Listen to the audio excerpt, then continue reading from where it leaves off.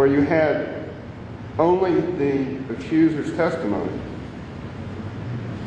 It was so old-fashioned you didn't have any DNA testing, right? That's true. Well, in here, it's a little more modern.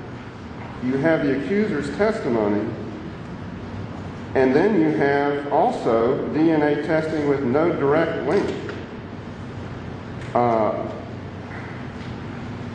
Think the old-fashioned way still works under that scenario?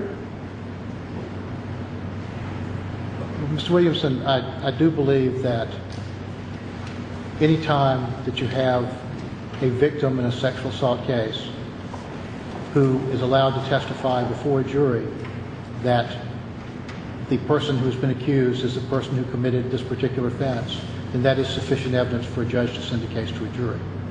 I believe I said that earlier, that if you have a believable victim in such a case, and you have enough to convince a jury beyond a reasonable doubt, doesn't mean that you will, but that you have enough to support such a verdict. Would it be your policy today to indict and bring to trial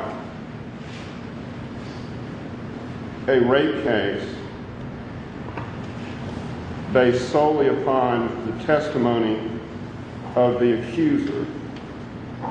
Any such case, that so long as you have an accuser who can identify a defendant and wants to tell her story, would you bring that case to trial?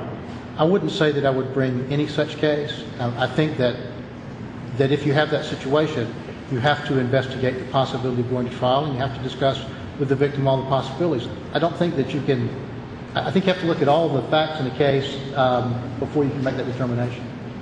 What facts in this case supported your conclusion that Crystal Mangum was sufficiently credible to go to trial based upon her word alone? Well, I didn't think that the testimony was based on her word alone, in the sense that there would be physical findings from a SANE nurse. There would be evidence that was consistent with post-traumatic stress. There was the fingernail involving Mr. Evans.